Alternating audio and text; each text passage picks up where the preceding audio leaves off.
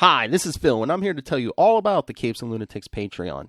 Don't miss out on our comic book creator interviews, including our monthly Chichester Chats with comic book legend DG Chichester, superhero movie brackets in our search for the worst comic book movie of all time, and many, many more specials, all completely uncensored. Access starts for $3 a month, full video when you pledge $5 a month. Check out the link in our show notes or go to patreon.com/capesandlunatics. Hope to see you there.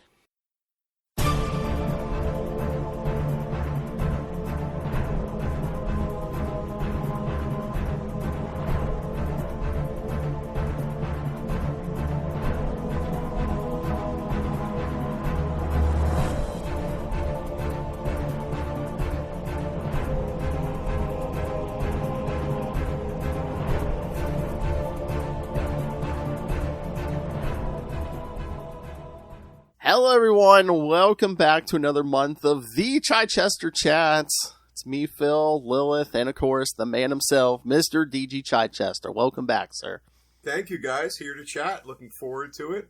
We've got a little bit of a scary theme today, so I have my black and orange, going. So Nice. We're all good. Yeah, Nightstalkers 8 and 9 from 1993, guest starring Morbius. Probably the best Morbius content you'll get this month, kids, because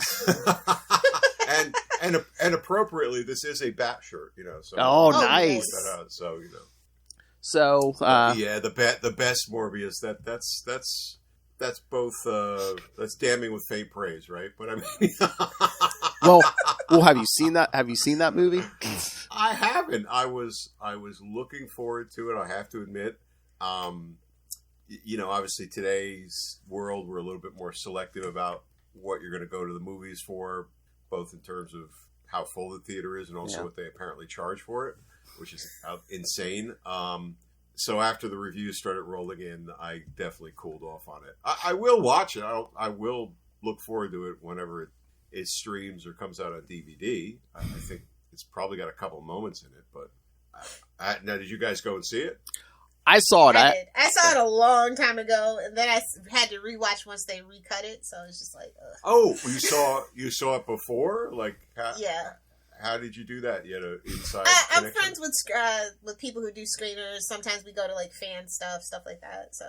So what changed? Because I heard they had originally they weren't going to do the Vulture thing, and then they ended up doing the Vulture thing, and then this is just a lot of missing. There's a lot of good missing scenes, so I am interested to see the director's cut.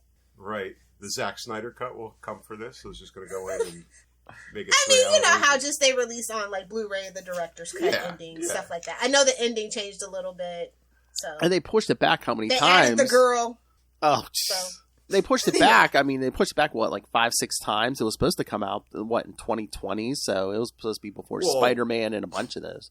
Absolutely. It was one of the pandemic issues, I know. But didn't it finally come out on April Fool's Day or something like that? Exactly. So that was chef's kiss, Sony. I suppose. Joke's on you, kids! That cursed day! Phil's birthday. What a way to celebrate. Oh, what a waste of money. They are desperate to mine what they have from the Spider-Man license to find something that sticks. Just focus on Across the Spider-Verse. Just don't mess that up, and you can make $1 billion. So true. They should really look at that as their thing. But now they've got there's an El Muerto thing coming out. And, well, he appeared in 2 whole issues. He appeared in 2 whole issues. Come on.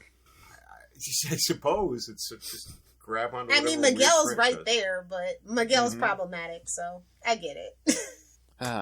Too pricey. Spider-Man 2099. Everything has to look like the future. Yeah, the future from 1994 or 6 or whatever the hell it was, which is just it's a retro piece. It is. Everything looks like a Paul Verhoeven, Total Recall kind of I'm sure those sets are still somewhere they could borrow them. Or some Blade Runner sets or something. Some of those. The way we're going, it's going to be Mad Max for sure, though. All right, but yes, today we're talking, some good Morbius. Like I said, Nightstalkers 8 and 9. So you were like in the thick of the whole Midnight Suns thing, because even like these 2 issues, you're like, hey, we're going to mention Darkhold, we got to mention Morbius. So I mean, I've big stuff going on. We had some like a big Marvel Supernatural thing going on in 1993. Well, that was the whole essence of what Midnight Suns was, right? That was the whole Midnight Suns was Marvel, and in some cases, more specifically, Bobby Chase's desire to have a universe, a new set of characters. I think Bob Harris, who edited all the X-Men books, famously said to her, "You need a line of books of your own."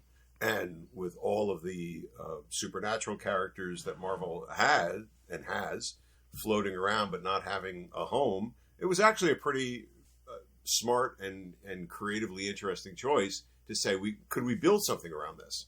And certainly Ghost Rider had quote unquote proven that there was hunger for supernatural type characters. Now I think if you really went back and broke down what worked about Ghost Rider, it wasn't necessarily the supernatural aspects of it, although it was, I think Howard Mackey especially was a driver behind that, and I think found a really great balance between the supernatural occult elements and the action elements and the character elements.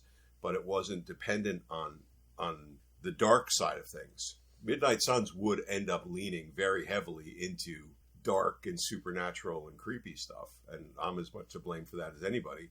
Because I was There's no blame. It was great. No, it's very much an ode to the 70s horror that a lot of the comic book writers that we know and love, respect today, came up on, whether they were reading them or working on them. So I think this is just like chef's kiss, honestly. No, thank you. The better chef's kiss, not the release Morbius on April Fool's Day. Exactly.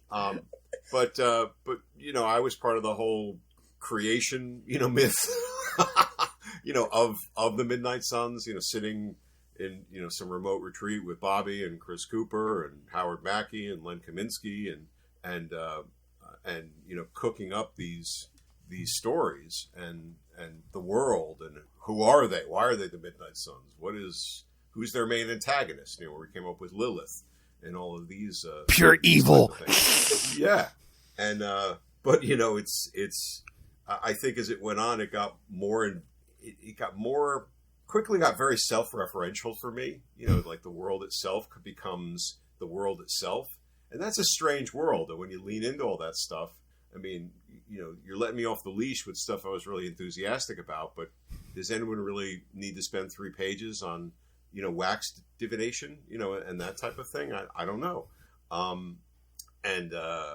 But then we got into the crossover with this, because now this was going into the second major crossover.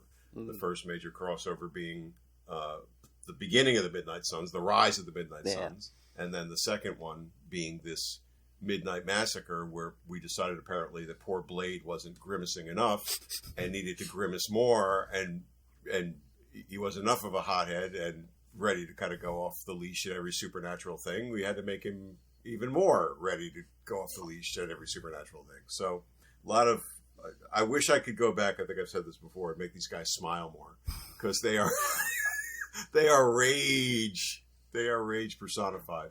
Hey, you let Blade take the sunglasses off. That's a step. Yes, so true. I mean, apparently we should have gotten, in this day and age, we could have gotten a nice licensing deal, nice tie-in with for Ray-Ban. particular. Exactly, nice tie-in with some kind of thing. I was reading something. I was like, Blade has eyes? Whoa. Yeah.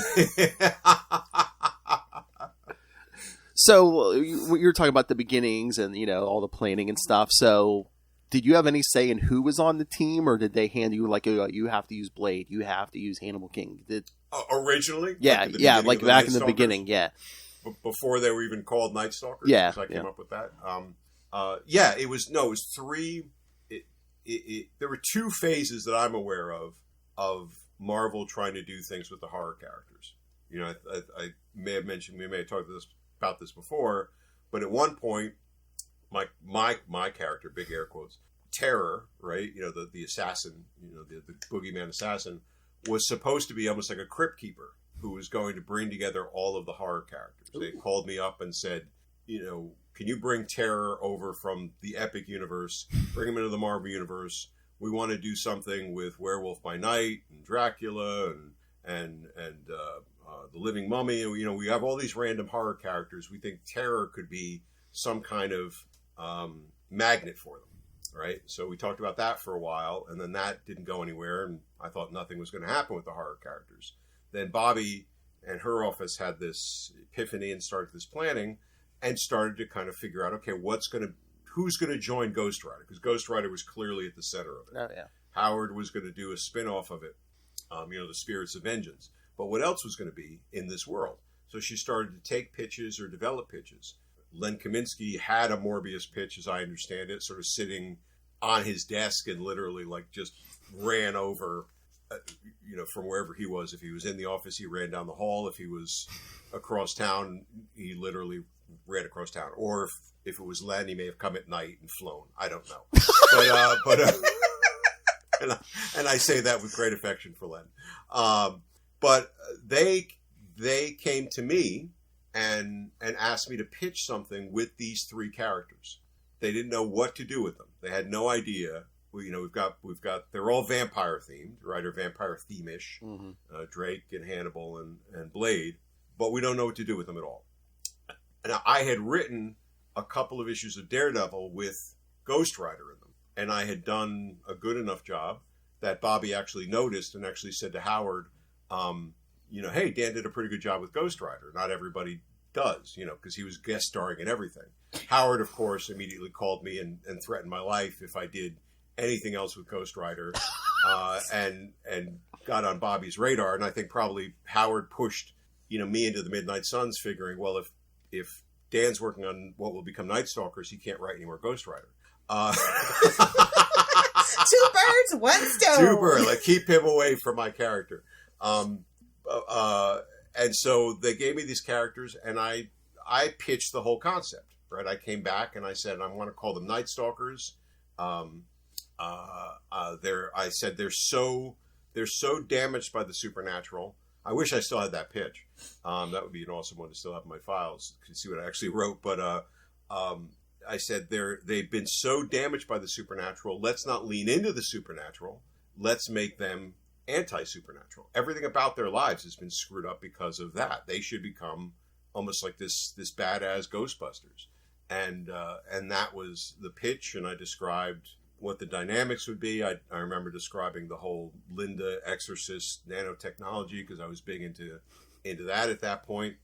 And so she had other people pitching something for those books. That wasn't the only, I know that. And I was really at that point gunning for Son of Satan. I really wanted to write Son of Satan. And that was being pitched at the same time. And I was thinking I was a lock on that book. How could I not be? I had done Nightbreed and Hellraiser, and I was the horror guy. But of course I didn't get it, because having an ego never does you any good. And but that I sat down. I'd given them the pitch. They had read it. We went out to lunch. We talked it through. I said I'm a little concerned about the Nightstalkers title, because there was this Carl Kolchak who was called Nightstalker, and there's that too. That's the socially responsible version, Lilith. I was thinking only simply of that there was a TV show called The Nightstalker. See? Honestly, I'm such a comic book nerd. Like, the comic book comes first, TV show didn't even dawn on me. Until you just said that. There's apparently a Nightstalker comic coming out. It's like some kind of omnibus one with a lot of people doing things with that TV character. But anyway, I said I'm a little concerned about that. She had no idea who that show was, so she could care less. And so they had actually barreled ahead, I think, at that lunch, and they knew that they wanted to do this. So they had actually they brought out the logo. I can't remember who did the logo, but it's a pretty good logo. Actually, I had done something like that for my pitch, because I had all these weirdo fonts on my computer at that point, and I remember doing a negative type thing, and they liked it so much they got it cleaned up. But whoever cleaned it up did a nice job with it. Oh wait, Phil, did you see who was the letterer? It was John Costanza. Oh. Did he do the logo? I don't know if they gave logo credits in it. I know John. No, but he's the letterer on it, and like we always, every time we see him, because we have a Seinfeld thing. It's like, mark your bingo cards, kids. So. One of my favorite letters was a guy named Gaspar Saladino. And if you look through classic comics, he was a master. Yeah. But he would always sign his vouchers just Gaspar, exclamation point, and it was the best. He was such a gentleman, such a amazing talent. And John is talent was talent as well. So that's weird, yeah. It's like, I mean, Son of Satan wasn't big in Midnight Suns, so like they had like a specific plan of like, you know, we'd want these three characters, one, of course, Ghost Rider, Morbius, but and again, like you said, they had like those random, Werewolf by Night should have been big. Well, it was. Remember, most Marvel things were not. Remember, I believe it's still might be the same today, but characters were controlled by different editorial offices. Yeah. So Daredevil office had all the Daredevil and ancillary characters. The Spider office had those characters beyond Spider-Man, other things sort of associated with it. Free range characters that were maybe tangentially owned. Oh, so and so first showed up in the Hulk. Should he be in the Hulk office or whatever? Sometimes offices would lay claim to things like that, but as this plan came into effect, these characters, wherever they had started, if Morbius started in Spider-Man or whatever, Morbius became part of Bobby's office, became part of the Midnight Suns office. That sort of thing. Wherever Drake and Hannibal and Blade were still floating around from, that it was decided this would kind of go there. But other characters were still free floating. So there was a decision of that Son of Satan was in Fabian's office, if I remember, correctly, Fabian Niciez's office. So there was this decision: start to build a world around these guys, and then don't go beyond that. Now, Strange is the tripping up point for this, because any supernatural world by right should revolve around Doctor Strange. Mm-hmm. Doctor Strange was in Ralph Macchio's office at that point, so Ralph was not going to give up on Doctor Strange and let him become our Professor X or something like that. We got licensed to use him in that one scene, and we came up with that in the first issues. And we came up with that BS line of like, we are too powerful to be in the same space, you and I, Lilith. Therefore, you will not see me normally within the pages of the Midnight Sun. I guess that's my best Doctor Strange for the moment. And the thought was build this world, and then probably as it becomes more and more successful, add other things to it. Yeah, because eventually, didn't they try to bring Doctor Strange in later on? Well, Strange would come back as a reference point, and I don't know, maybe they got a lot more invested after I was thrown off the book, but it was, but they may have brought him in, which would make sense. I mean, he really should have been a more of a key point of it, as opposed to just this sort of puppet master manipulator he is at the beginning. It would have been good to draw more on that aspect of things. Yeah, it just seems so weird, I guess, because of the editorial stuff. Because I read some of those Son of Satans, and it's like he really wasn't part of that either. So I'm like, it just seems, I guess, just pick and choose, what editorial offices want to play ball, then is the whole point. Well, that's it too, right? And somebody might have gone in and said, how much do you want to do with it? But it was such the weirdness of the Midnight Suns was you had a lot of writers, and I'll push the writers here. I mean, comics is obviously a very collaborative medium, but we did drive a lot of this world initially, and the story and the structure of it. Almost to a person, we were all really big fans of horror and supernatural, and you can see that in the tone and the references and the weirdness and this kind of stuff. But I don't think the editorial staff was. and I say that because I remember being at one of the big story conferences, and we had pitched some weird incident. I don't remember exactly what it was, but it was the reason for something happening, and Lilith's characters were going to do this. And for listeners, Lilith was the big bad of the Midnight Suns, and not this Lilith, right? Different Lilith, So let's big bad, different. Clear. This is the more powerful Lilith we have on the show with us right now. This was a comic book Lilith, and we pitched this thing that she was going to do, or her characters were going to do, and the assistant editor snaps back, "Oh, that is so sci-fi horror," and she's going to tell you? No, but the point being, that's what it is. The point being, exactly, Phil, and me and Howard. Have you been reading the book? Exactly. Are you editing this title? So there was this thought, and maybe it was right. I don't know. I remember looking at Howard Mackie and with this scared look in our eyes.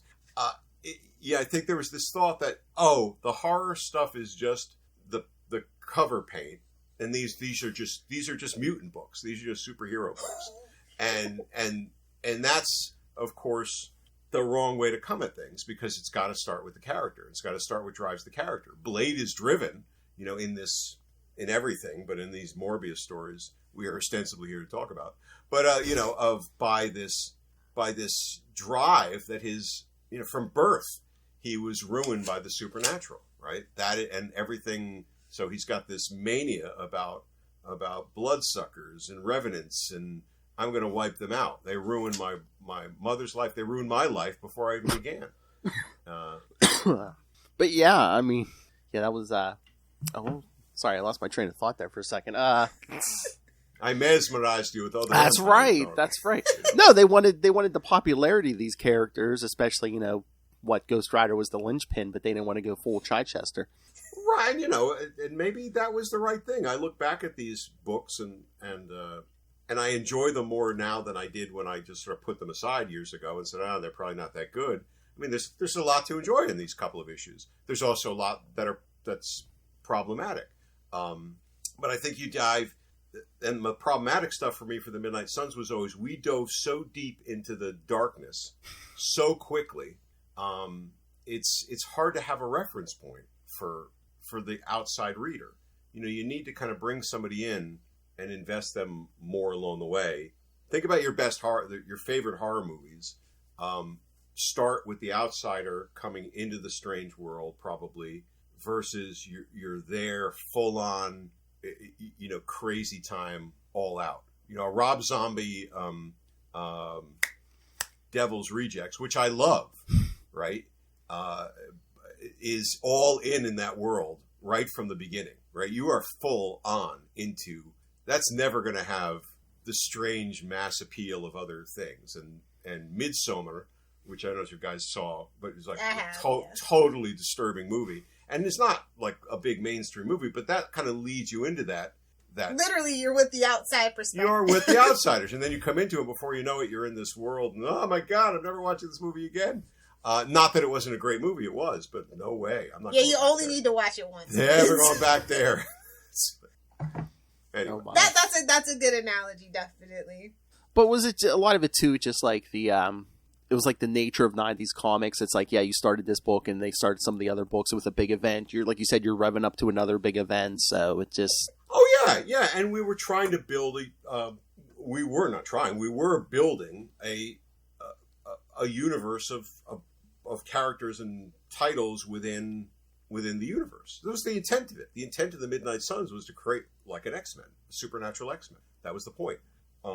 And so I don't have a problem with the crossover events, but as you said right at the beginning, Phil, this one, because it's tied into the lead into things, starts to get strange, right? As happened in Darkhold 8, as will happen in Nightstalkers 15. Asterisk here, Morbius, yeah. Follow there. Right, follow Blade, as this, and the pages. There are a couple of scenes in this 9, especially, which is just bad storytelling on my part, clearly. But some of it was obviously done. You got to set something up. We got to set this up. This has got to happen here. Some of the other bad storytelling is just other problems, but that starts to get that complicated. Yeah. Stacking, because we obviously had to set up. I had to pick up on that letter from whatever Darkhold thing was to set up this whole thing that Blade is going to get this evil letter, or the evil page rather, in order for him to become Switchblade and start the whole Midnight Massacre thing off. No, I think you did a good job, because I didn't. I've always been curious about that, though. It's like how, because even with that last Spider-Man one, when we talked to a lot of those people, it was just like, well, you gotta have a mastermind. Oh yeah, and you gotta follow it. No, otherwise, I want to go back and read all the Midnight Sun stuff. You did a good job, but the whole thing with Morbius, did you want Morbius in this story, or were they like, oh hey, the next big event's coming, we need you to get Morbius to point A or whatever? Yes, you did have to do certain things like that, but I don't remember Morbius being shoved at me. Okay. It was the baton pass of the Darkhold page that was my responsibility. We actually, because we were all really friendly and on the same page creatively, from a writing point of view, it was as easy as saying to Howard, I want to do this with Ghost Rider, or saying to Len, hey, could I play with Morbius?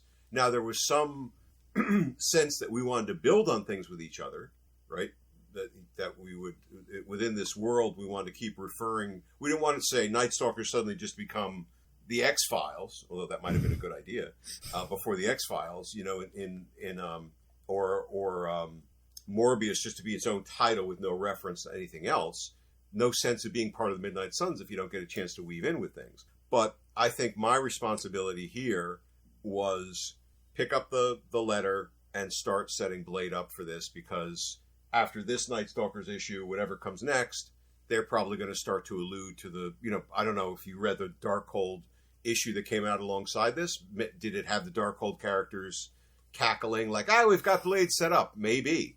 You know, our plan is in motion. That kind of thing would probably have been a scene in another one. But we were so friendly, it was probably me saying, I haven't played with Morbius much once yet. You know, let me play with Morbius now. Now, it's a weird story because I actually read this and I like the aspects of the story a lot. I don't know why I had to drag in all the other crap with Stone Cold and all this other stuff, because I could have just stayed with Morbius and that would have been a really much more interesting story. Yeah, well, what was that? Wasn't that your the stuff you had ongoing in the book? So yeah, but you know that would just been yeah, but it becomes the Stone Cold one. Stone Cold with this alchemist who becomes like a gargoyle and you could see the 90s 2x4 ness of it there. He's a stone and he's a gargoyle and he's cruel and cold. No head. Yes, so we'll call him Stone Cold. It was the 90s. You had to come up with names like that. You know, everybody did that. Probably watching too much wrestling and Stone Cold Steve Austin. And I should have had a reference to that in there somewhere. But no, I get back to the main part of your question. I think it was just a matter of, he'd be cool to play with, and nobody gave me the edict.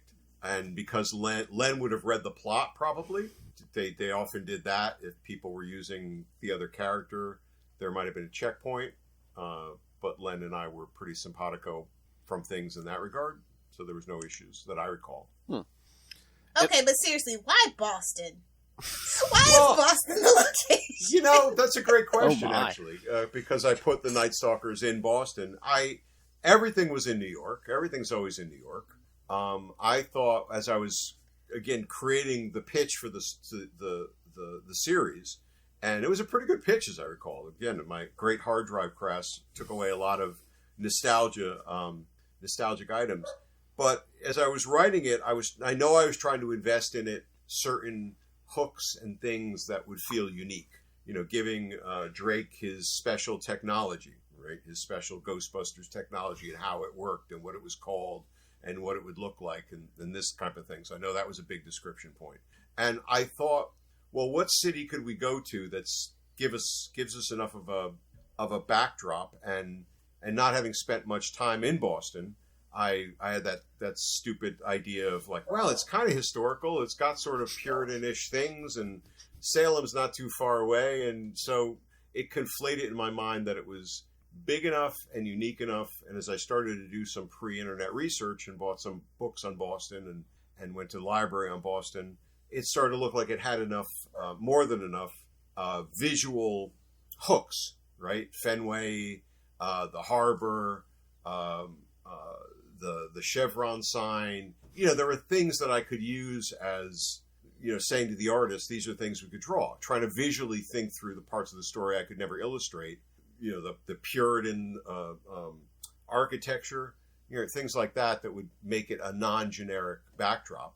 Just seeing between history and visualization and a little bit of a nod to that Puritan thing gave us places, the graveyards, right? I was going to say, like, you could have went Salem, but you went Boston instead. Well, Salem, if you've been to Salem, yeah. I just came back from Salem. I was telling before you got on, I was saying to Phil I caught the tail end of that. Blown up vacation plans. But Salem, you can walk around the whole city in an hour and a half, right? I mean, you can go from the harbor to the Satanic Temple, in 40-minute walk. So didn't seem like it had enough of a platform to put the whole thing behind. But they should have gone there. No, I liked it, like, because it was different. It wasn't New York. I was like, oh, thank God it's not New York. I'm so sick of New York. Marvel's New York is a mess. Nobody should live there. No, and you're going to run into somebody every 2 blocks, worse than celebrities, right? Exactly. Worse than LA. Exactly. Not only nobody should live there, nobody should do crime there. It's kind of like you jaywalk and you're going to get body slammed. That's what we always say. Why aren't they robbing like, banks? Where is everybody? Like, anytime Spider-Man needs help, the Fantastic Four are out in space conveniently. Exactly. Where are the Avengers? Daredevil's dead again. Again, Marvel Universe, you can have a crime spree in the Midwest and no one's going to touch you. Yeah, just don't go to New York. Right. You guys saw Peacekeeper, right? Oh, yeah. You know, this scene at the end. Where's the Justice League? Why aren't they here? You know, just brilliant. So.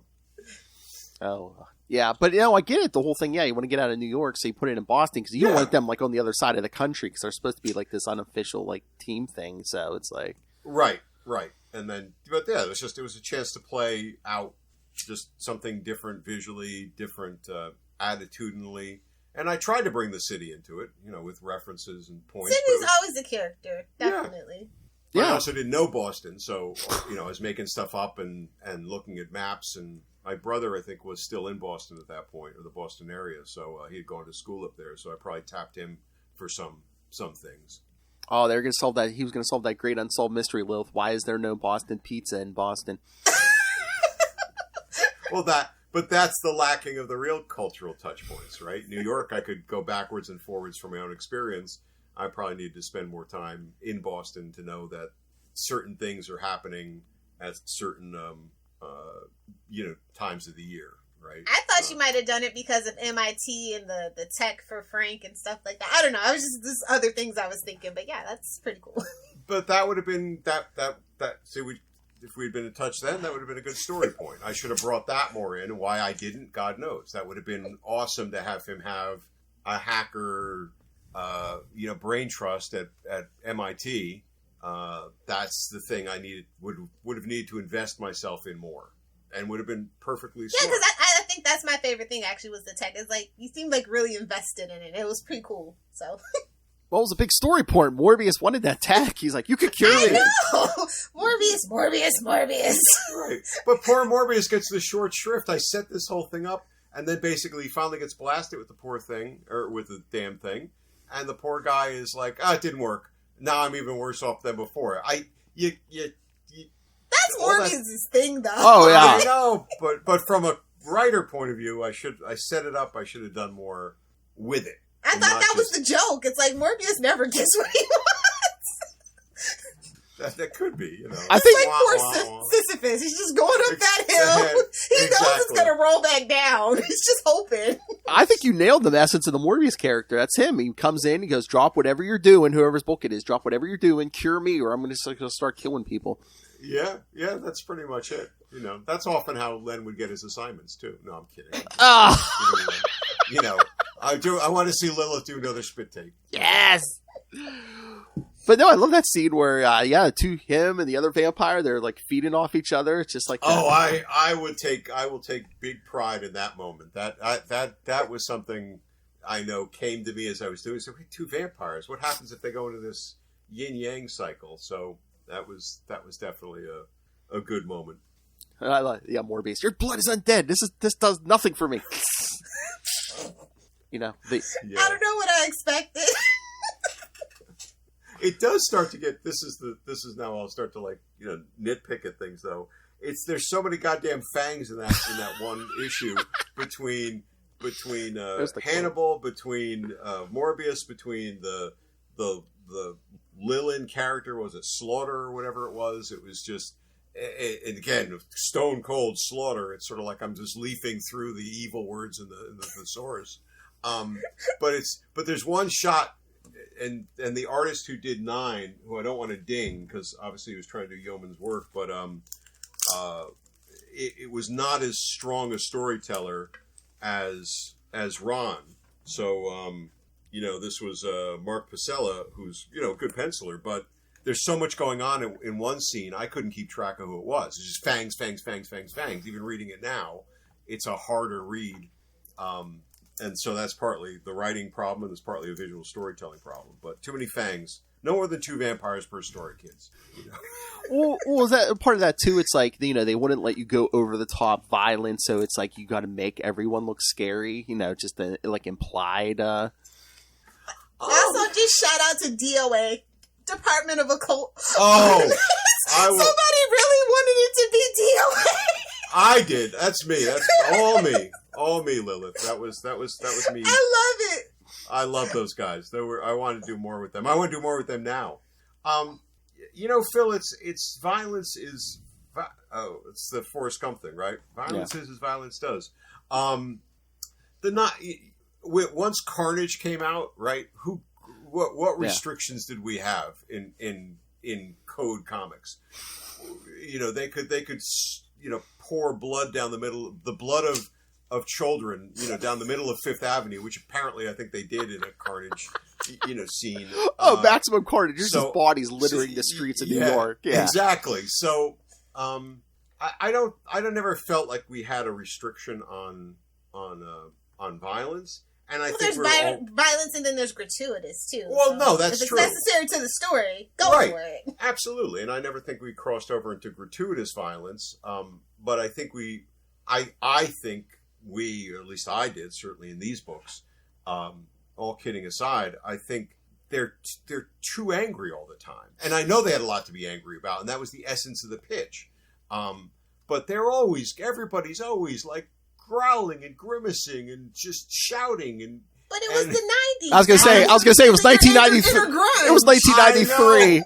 I know. I just picture everybody listening to Nirvana and like.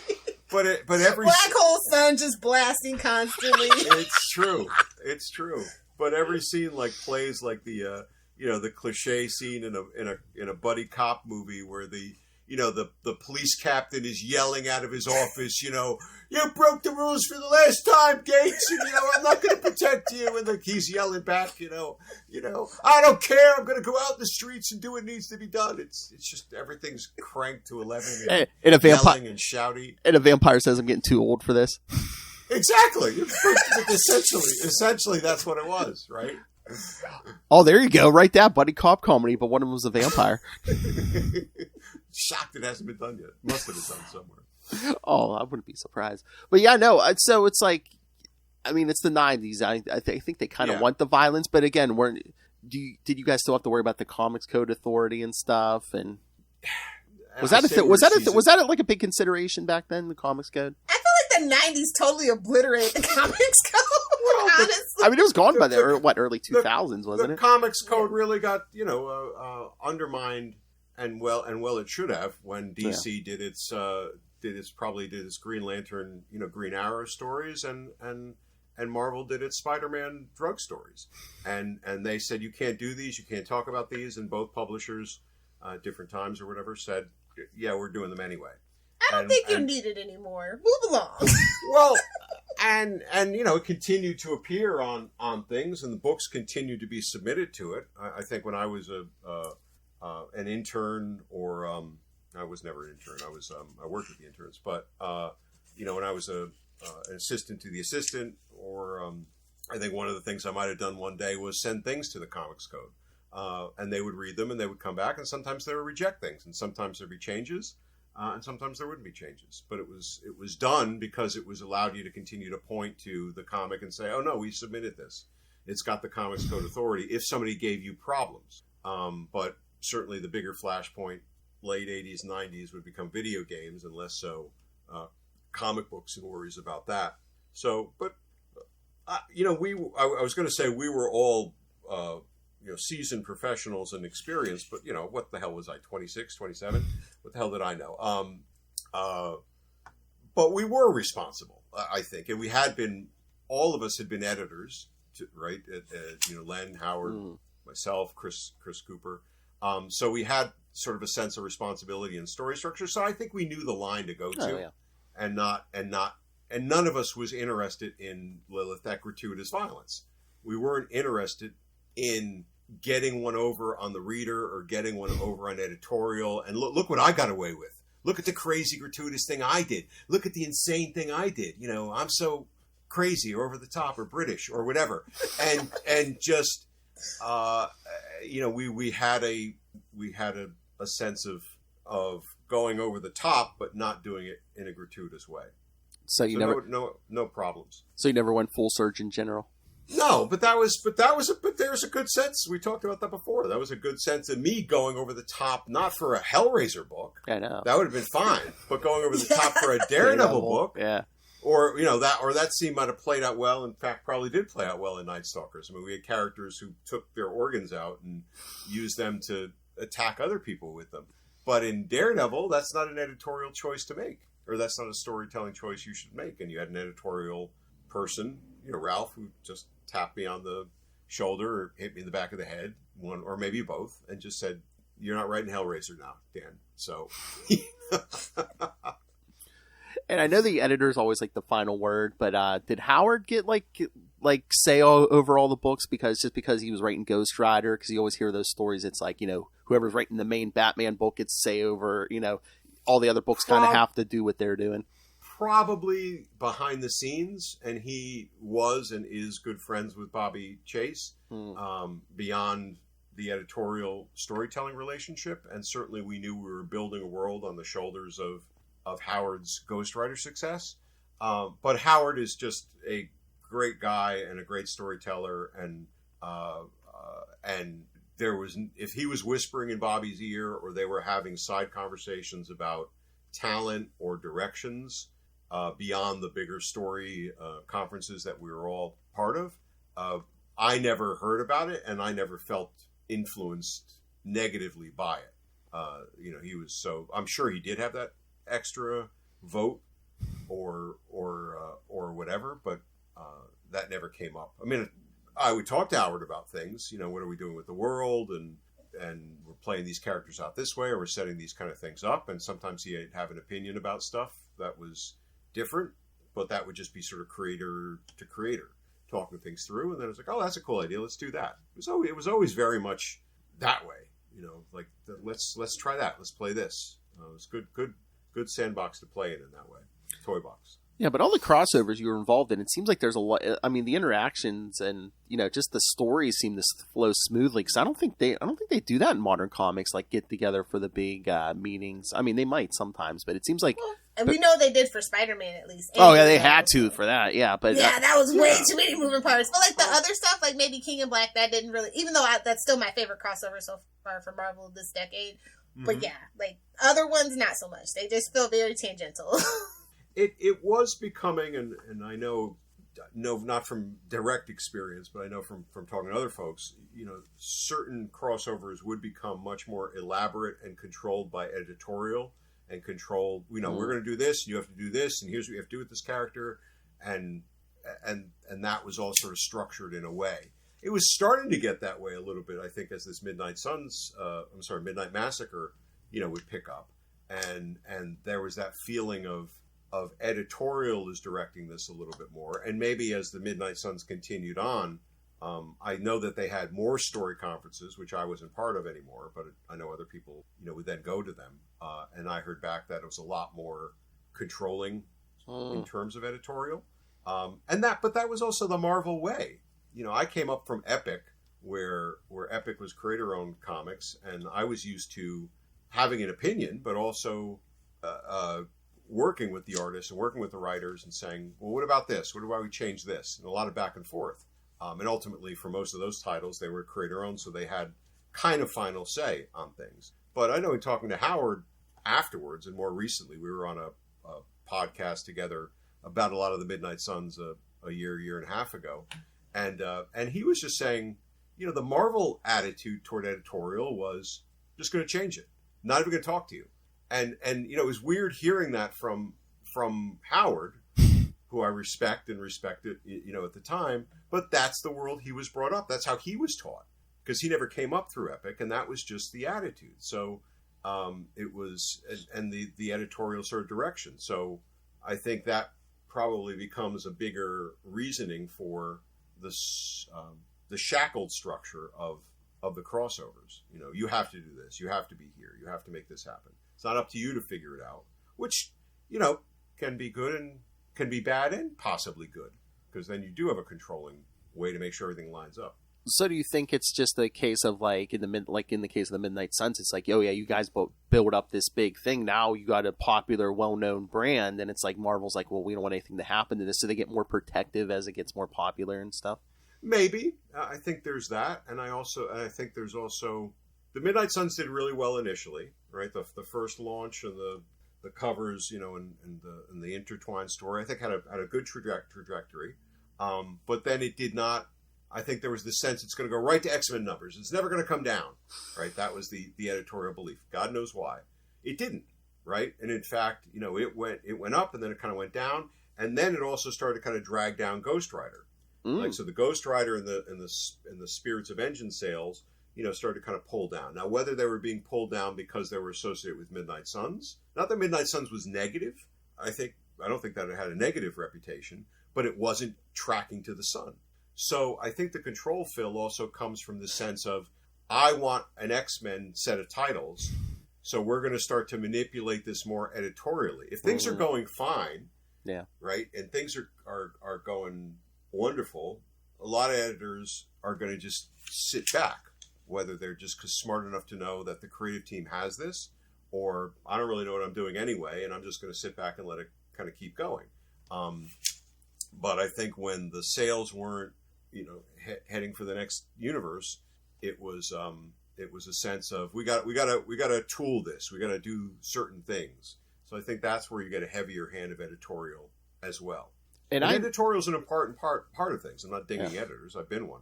So do you think part of it too is like, I love crossovers, but there are people, it's like, say you're only reading Ghost Rider, it's like, and then all the books like do like a big crossover story. It's like, are people gonna is that part of the problem where people are just like, why would I buy my monthly Ghost Rider if I'm only getting like a fourth or a fifth of the story?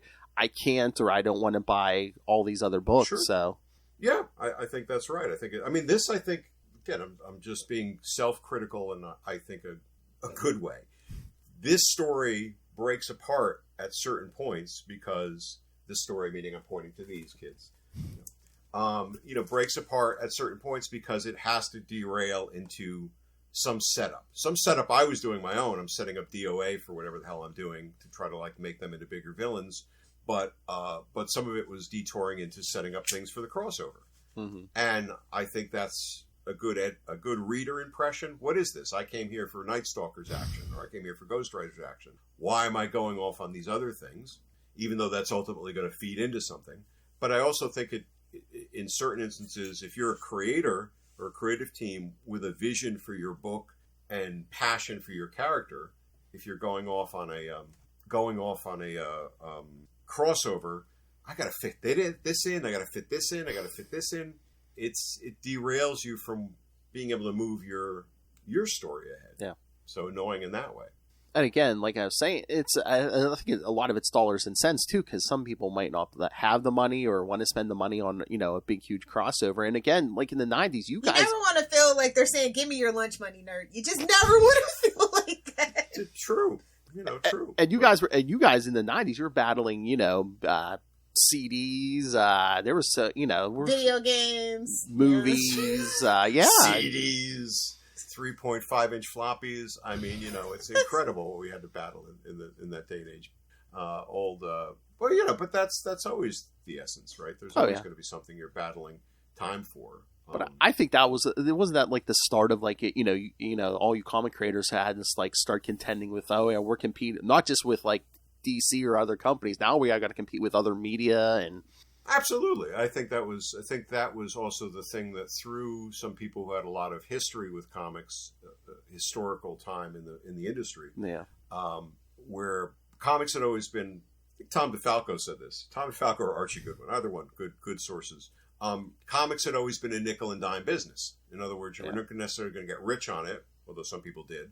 But it was consistently that it would always kind of go up and down, but it would always survive whatever distraction was going to come across, right? Oh, rock music, or everyone's going to the movies now or whatever. But comics would be there, and because it was in this nickel and dime sort of cycle, would always kind of come back and become a good influence or a good draw again. But yeah, the 90s started to crack open all that with much more aggressive distractions like higher end video games, and certainly the beginnings of the internets. the interwebs, to draw your attention away. You know, AOL, right? Got my CD in the mail. What's this weird information superhighway? Let me go check this out. Fledgling, not as addictive. You know, we didn't have smartphones or any of that crazy stuff, but definitely distractions for your dollar and time that were then not going to go away, and that became much more difficult for comics to contend with. And even these. On a lighter note, can you tell me your favorite character from the Midnight Suns, and then also your favorite character from DOA? I think I know the answers to them, but I just want to confirm. Geez, that's a good. These are both good questions. I think Blade is probably my favorite character, and as much as I liked what we did with Drake and Hannibal, right? He could have just been the star, and probably should have just been the star, you know, of this in ways. I think his mission statement and what drives him and what powers him emotionally and physically and supernaturally is really, really interesting and deserves more. And I'm sure we'll see that more in the films, you know, to come, and hopefully they, you know, resurgence, you know, into comics and such. And I think you go back historically to Blade as a pop culture figure. The Wesley Snipes movie, you know, I think in a lot of ways defines what comes later in so many movies. You know, I remember going to that as a preview. You know, I got a special like, oh, you get to go see Blade because you're involved with comics, and we all thought it was going to be just shit. You know, it's going to be another cheesy, whatever kind of superhero movie. And Fantastic Four. Yeah, God knows, right? But God knows. The original Fantastic Four. But that was a hardcore movie and a hardcore performance, and in the best ways. So I like him a lot. I mean, I like Ghost Rider as well. Ghost Rider just obviously has the fierceness. But I think when I think back on it from that question, and you know, the DOA characters. I mean, Belial, who was the lead guy, who was I not just because he's the lead guy. I just like that weirdness of him, and I like his ability to prophesize the future. I thought you were gonna say rap for sure, man. You know, she's good. You know, she's good, and I think if I developed them more, maybe my allegiance would change. And I wish I had developed them more. You know, given them, but you think you've got more time. You know, I obviously in this issue and these two issues, I'm setting up something for some kind of Dark Trooper type stuff. God knows what I was doing. I can't remember. But obviously I think, okay, we'll get through this Midnight Massacre and we're going to come out the other side. And these guys are going to become even more of the big bad, you know, for these guys. Maybe somebody else will pick up on them, right? Maybe, you know, Len or Howard will start to use them with more. the resurgence of Moon Knight, I'm just hoping they just kind of take a second look at the other stuff that surrounds it. That's all. Well, that's certainly, you guys read the same rumors, or probably more informed than I am, but I mean, they keep saying, oh, we're going to go into these darker corners, and, you know, we've got a multiverse of madness next week that might open up some doors, and who knows what comes out of that. And we've got the Midnight Suns with a U game coming, coming a year plus down the line. That's certainly going to mishmash a couple of characters at least with what people are used to, right? Because it's going to combine Blade, and it's not these characters all. It's like Blade, Ghost Rider, but also Iron Man, and I don't know. It's going to be a mishmash of stuff, but it's going to have Lilith in it. So, ooh, you know, that, you know, we want our money. pretty much, yeah. We've talked. Landon, Howard, and I were like, yeah, I'm sure we'll see nothing from this, but. And might get a free copy. That's about it.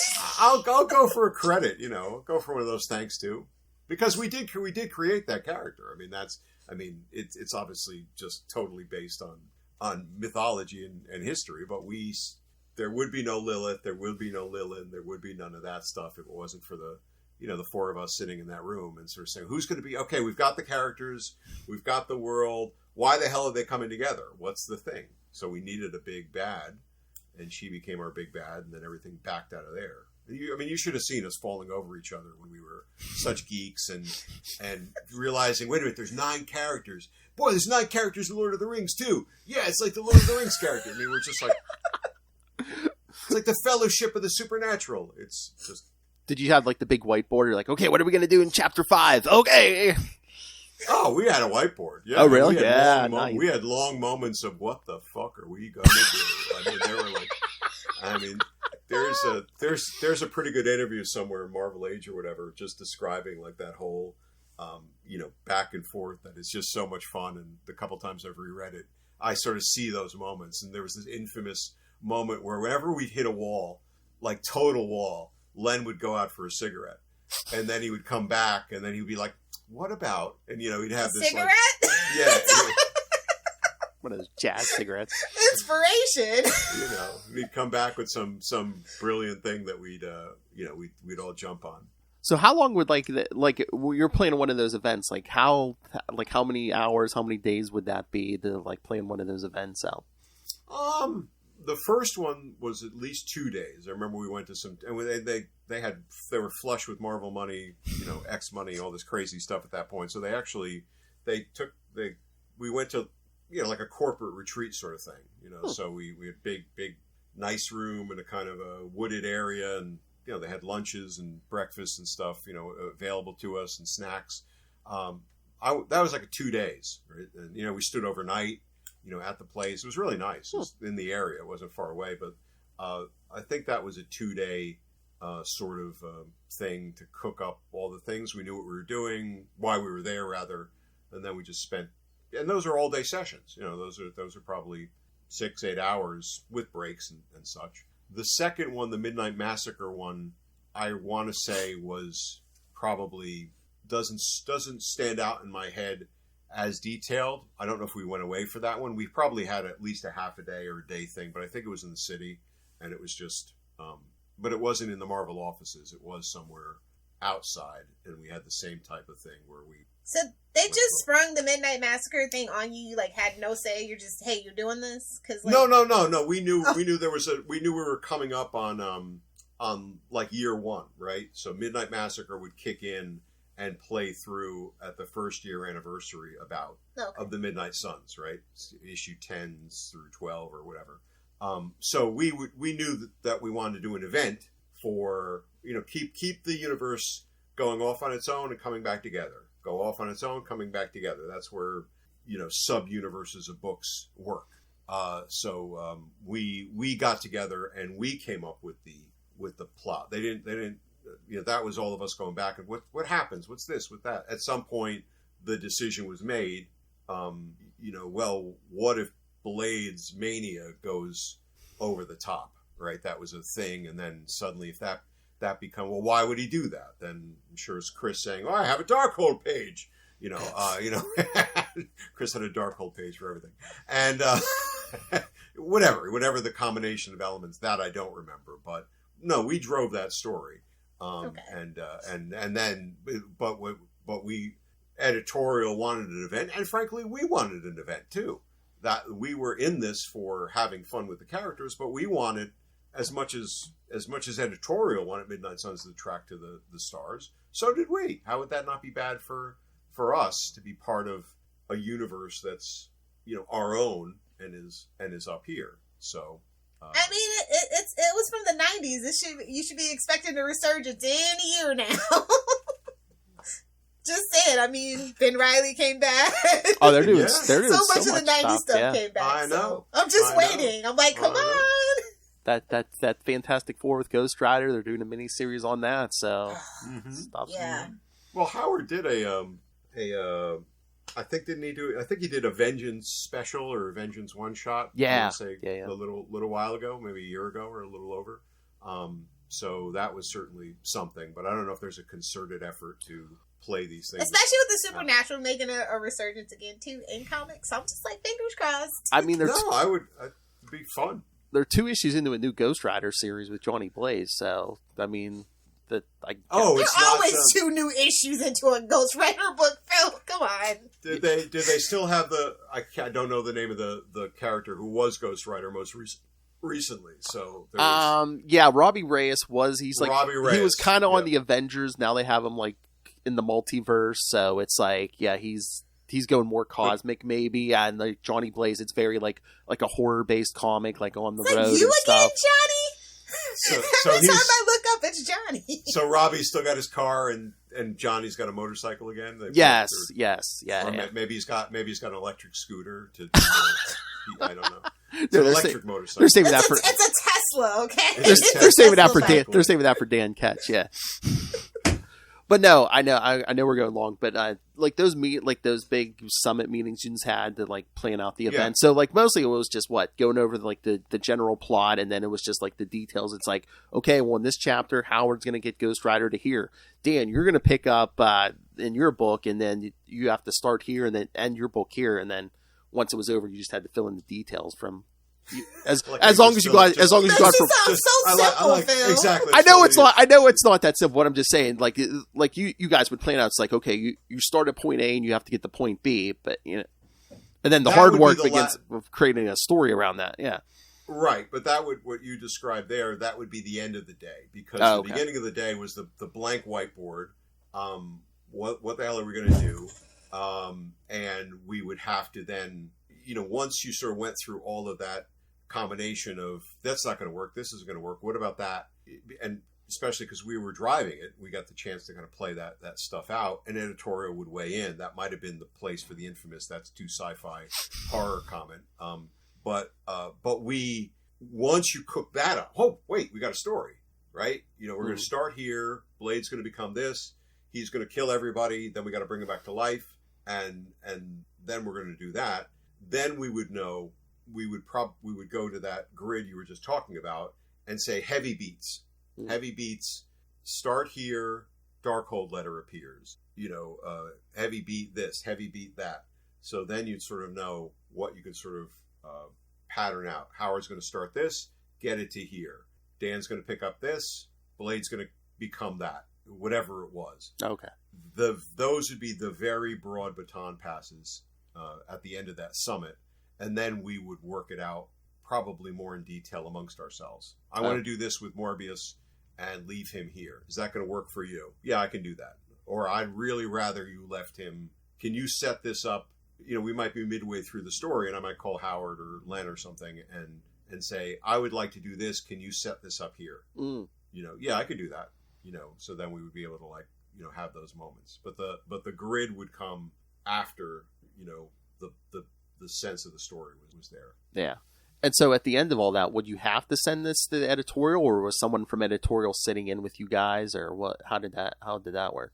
Well, all plots and be plots for Marvel at that point. All plots would be sent to editorial first. Editorial would approve them, and then there would be maybe a check-in with the other creator. Can you read this because they're using Blade in this way, or can you read this, Len, because they're using Morbius, in this way. And that with the Marvel authority over it, that wasn't so much Len would say, well, I think Morbius should do this and that and the other thing. They might take that under advisement, but they might just as easily also say, yeah, whatever, we want to do it this way and change certain things. And even rereading this, there's a couple of moments in there where it was like there's a meanwhile, right, that bridges one scene, which I never would have written in my life. So that's just editorial suddenly slugging in a line, never even asking me, never even sort of saying, and that's not like that's a great crime or whatever, but just suddenly, chunking in this bridge thing, of which I don't think added or took away from the story necessarily, but just kind of like an arbitrary editorial thing. Was editorial more like it's like, oh, hey, we need you guys to do what, like a 15 or 18 part stories, so everyone's going to get was the math there problem? It's like, okay, you're each going to get like 3 issues or whatever to do this crossover. Was that? Well, again, aiming for the first year anniversary, right? Midnight Massacre would run through, I can't remember the issues, 11, 12, something like that, or 10. I guess my question is, like, did you guys have control over the number, or did they tell you you're getting this set amount of issues? No, they probably would have said we want Midnight Massacre to play out in all the number 10 issues. Okay. So we would know we would have 1 issue each or 2 issues each, whatever it would be, and then we would play it out here. I mean, obviously these 2 issues aren't part of Midnight Massacre per se, but start to presage it and set it up in that way.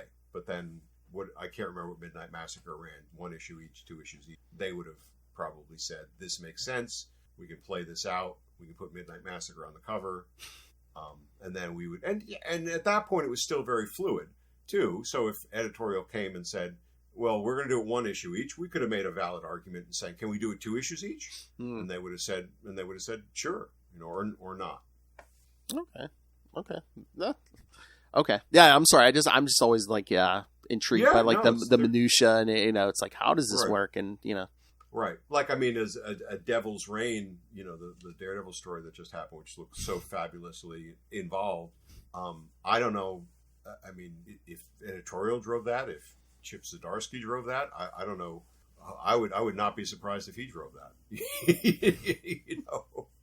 And sort of said this whole Daredevil world happens. I mean, the bigger the event and more books involved, doesn't an editorial kind of have to steer that? Maybe.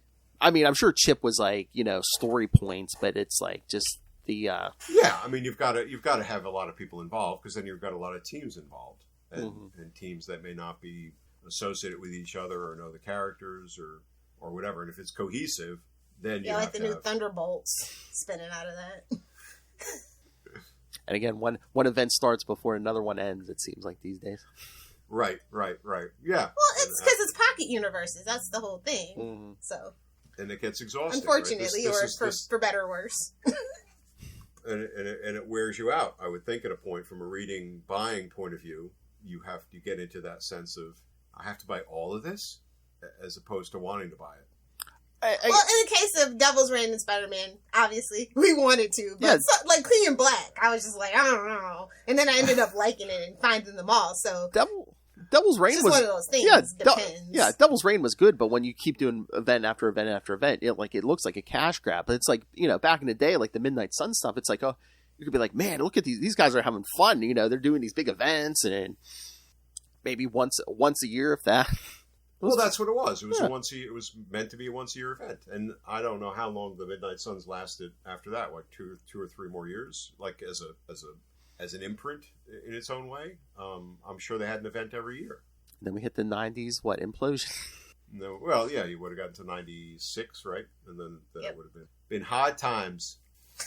All right. You have any other questions for this man, Lilith, or have we gotten enough blood from him today? No, we have taken up enough of his Saturday. We always appreciate a good Chichester chat. We truly do. Well, thank you, guys. I like starting the Saturday this way, so thanks again for the invitation. Oh, thank you. And Phil, for October, more spooky stuff from DG, please. Okay. Yes. Okay. We'll definitely have to do that. All right. But next time, he's a co-writer on it, Punisher Annual 4. So if you want to invite if you want to invite Mr. Gregory Wright, you can. Maybe we'll get some juicy Chichester gossip. All right. Well, I'll put the word out to him, and I'll see if he's up for it. He's a force of nature in his own right. So, get your bingo cards ready, kids, for the word competent.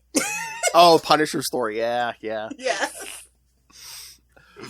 All right, I've got it written down. I'm all set. I'll do my homework. And you want to tell everyone about the newsletter and anything else? Please, newsletter, storymaze.substack.com. Please check that out. And just I'll preface this a little bit ahead of time. We'll come back to this again, but I will again be at Terrificon Mohegan Sun in July. So start making your plans now if you want to say hi in person, which is in Connecticut. So that was fun to get invited back to that. Ooh, nice. Phil, let's go gambling.